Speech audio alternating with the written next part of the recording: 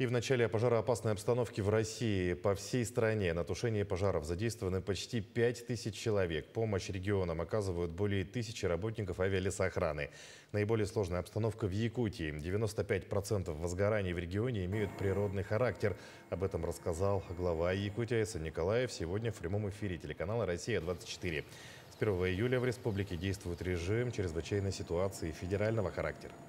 Начиная от розжига костров, за этим следят. И у нас федеральный ЧС введен согласно тех критериев, которые у нас в стране действуют уже несколько лет. То есть региональный ЧС по лесным пожарам был объявлен мной уже более 7 дней назад. Но и в связи с тем, что ситуация она у нас остается стабильно напряженной, мы по рекомендации Рослесхоза вышли на правкомиссию с предложением об объявлении федерального ЧС. И правкомиссия вчера это предложение наше одобрило и приняло такое решение. Это поможет нам более оперативнее привлекать силы именно федерального резерва и более, скажем так, оперативнее маневрировать теми же резервами, которые имеются у федеральных структур. Также Айсан Николаев ответил на вопросы о том, насколько критична ситуация на сегодняшний день и какая площадь охвачена огнем. На сегодняшний день у нас сейчас действует 102 пожара. Вот на сегодняшнее утро. За последние 3 дня мы значительно сократили количество пожаров. У нас на 28 июня действовало 180 пожаров.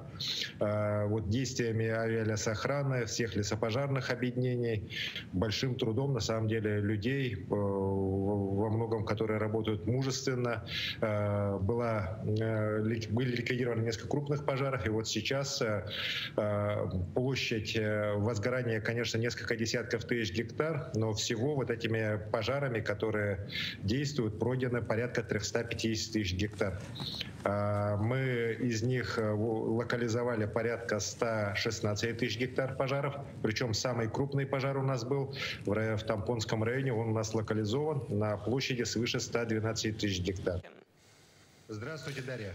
Регион рассказал, насколько близко огонь подобрался к населенным пунктам и какова там ситуация, а также об установленных жестких ограничениях на огневые работы в лесах Якутии. Что касается населенных пунктов, у нас прямой угрозы на сегодняшний день объектам экономики, населенным пунктам нету.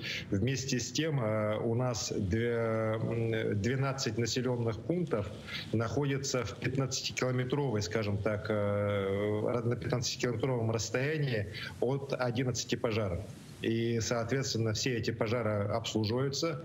У нас на сегодняшний день вообще 40 пожаров обслуживается. И вот еще раз повторюсь, прямой угрозы населенным пунктам нет.